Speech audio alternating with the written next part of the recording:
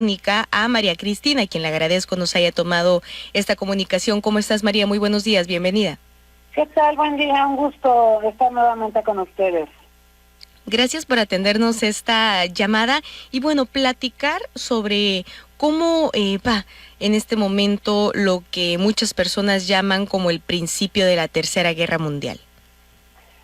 Bueno, hemos visto que la incursión bélica de Rusia ha progresado lentamente. Yo supongo que la idea que se tenía era que se iba a tener un control de Ucrania en un tiempo más corto. Estamos viendo una resistencia de Ucrania que incluso los propios países occidentales como los europeos y Estados Unidos reconocen que les sorprende. Esperaban que, por ejemplo, la capital cayera más rápido, Kiev.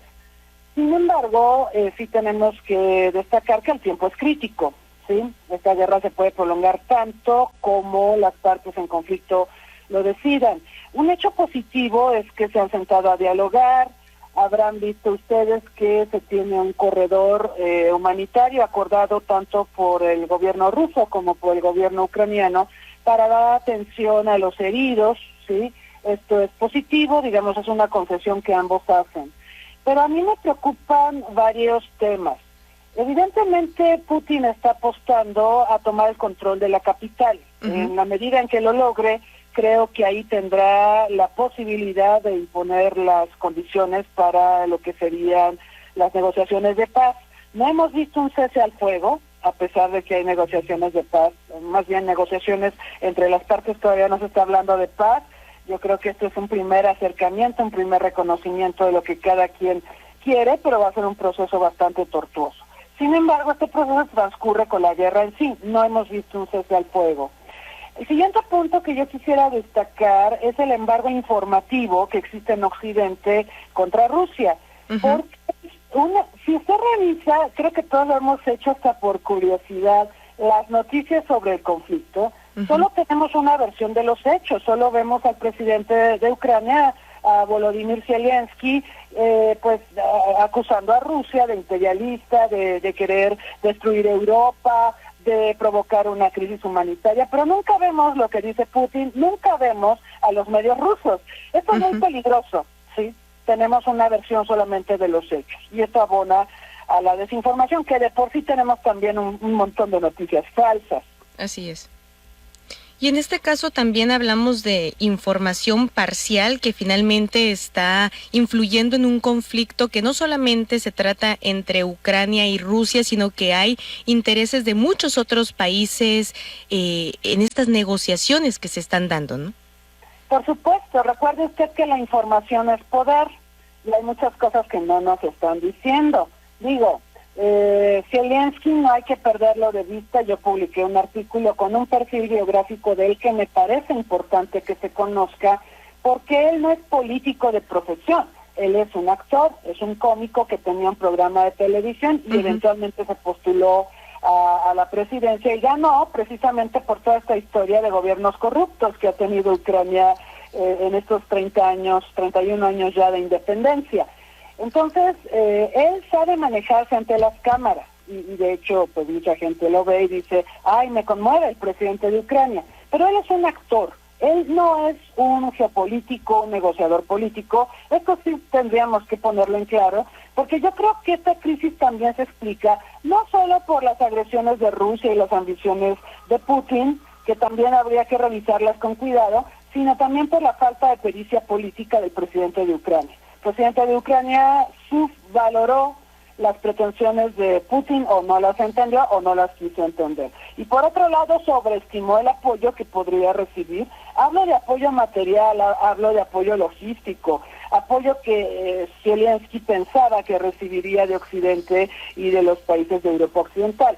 Lo que sabemos es que ni Europa Occidental ni Estados Unidos piensan enviar tropas a Ucrania para enfrentar a los rusos, porque eso sí, y usted me preguntaba en el inicio de la entrevista sobre la guerra mundial, la tercera, eso sí provocaría una guerra mundial. En la medida en que Estados Unidos y la Unión Europea, o la OTAN más bien, porque no todos los miembros de la Unión Europea son miembros de la OTAN, en la medida en que ellos no se involucren directamente en un choque frontal con Rusia, creo que estamos cubiertos y creo que podríamos hablar de que se puede ciertamente evitar una guerra mundial. Y ellos lo saben, Putin lo sabe, entonces esas son las cartas que están sobre la mesa actualmente.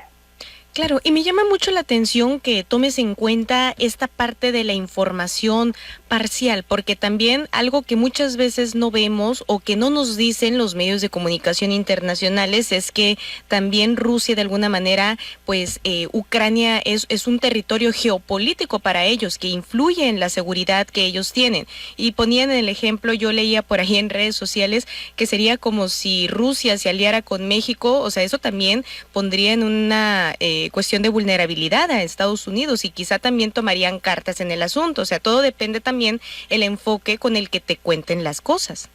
Claro, yo me acuerdo, por ejemplo, de la crisis de los misiles en los años 60, cuando la Unión Soviética empezó a instalar misiles balísticos intercontinentales en Cuba, y eso casi nos lleva a la Tercera Guerra Mundial, ¿eh? Ahí fue la pericia de Kennedy y la pericia de Nikita Khrushchev, quienes impidieron que se produjera una guerra mundial. Pero bueno, eran otros tiempos. Pero ahí tiene el ejemplo de lo que está usted diciendo, ¿no? Cuba es parte de la zona de seguridad de Estados Unidos y no iba a permitir que su enemigo, la Unión Soviética, instalara misiles. Ahora, es cierto que Ucrania pues es la raíz, así la ven los rusos, y si nos remontamos en la historia, la Rus de Kiev es la madre del eslavismo. Para Rusia, Ucrania es un territorio casi sagrado, es el origen de los eslavos, y para Rusia, Ucrania debe ser parte del territorio ruso. Por supuesto, yo no comparto los modos de Putin, este elemento es muy importante tenerlo presente porque va a ser toral a la hora de las negociaciones más importantes que se den. ¿Qué va a pasar con Ucrania? Va a ser un país independiente, va a ser un país partido, ya ve que al país lo divide un río, y la parte oriental, que por cierto es bastante prorrusa, se especula que podría eventualmente convertirse en una zona bajo la protección o la influencia de Rusia, y la parte occidental, pues vamos a ver qué pasa con ella. Pero estas pretensiones de Ucrania, por ejemplo, de ingresar a la Organización del Tratado del Atlántico Norte, que es una alianza militar que se ha extendido desde que acabó la Guerra Fría y que ha establecido una suerte de cerco contra Rusia, es motivo de esta guerra, y esto creo que Zelensky tampoco lo entendió. Él subvaloró la posibilidad de que Rusia reaccionara como lo hizo ante el anuncio de que Ucrania buscaría ingresar a una alianza militar enemiga de los rusos.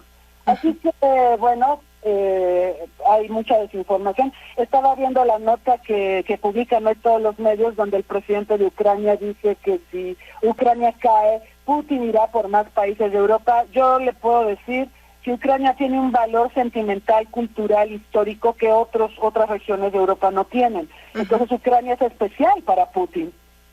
Claro, y sobre todo, como bien comentas, hay muchas personas que viven en Ucrania, que hablan ruso, que tienen costumbres rusas, que vienen de descendencias rusas.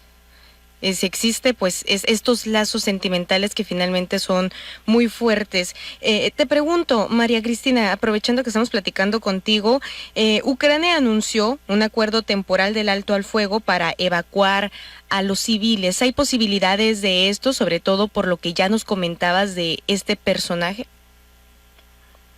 Bueno, se anunció efectivamente un cese al fuego temporal precisamente por el tema humanitario, ¿no? Para atender a los heridos y todo esto. Esto es para ganar tiempo, evidentemente me parece correcto, sí, porque efectivamente estamos viendo bajas de ambos bandos, pero pues ojalá hubiera un cese al fuego más permanente, ¿no? No solo para recoger heridos, porque al rato pues continuarán las hostilidades y volveremos a tener heridos y será como el cuento de nunca acabar.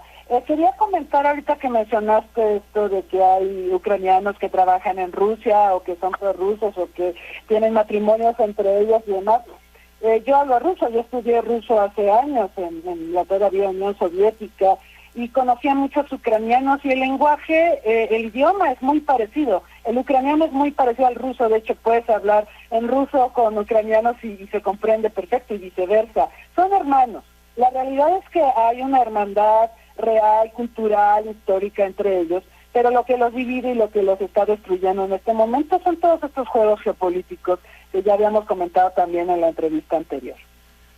Así es, pues vamos a estar muy pendientes de qué es lo que sucede con esta información que tiene al filo a muchísimos países, observando qué es lo que está sucediendo, cómo van las negociaciones, ciertas decisiones también prohibicionistas, sobre todo en materia económica, que finalmente van a tener repercusiones. El caso de China, que todavía no hemos visto de qué manera va a tomar cartas en el asunto por el simple hecho de ser una de las potencias mundiales económicas más importantes.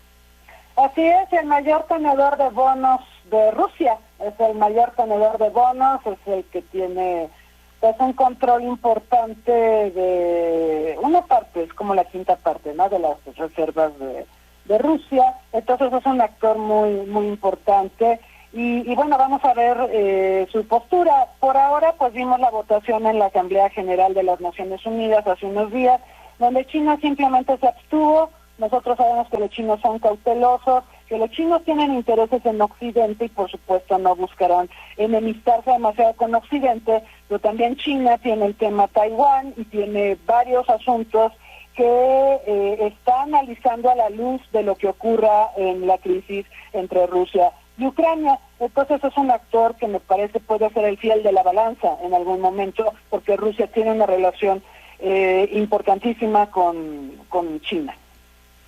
Perfecto, pues muchísimas gracias, María Cristina, por orientarnos sobre este tema, orientarnos también con esta experiencia que tienes como internacionalista. Muchísimas gracias, muy puntual tu comentario. Muchas gracias a ustedes, que tengan un buen día y un excelente fin de semana. Gracias, igualmente. Son las 7 de la mañana con 27 minutos.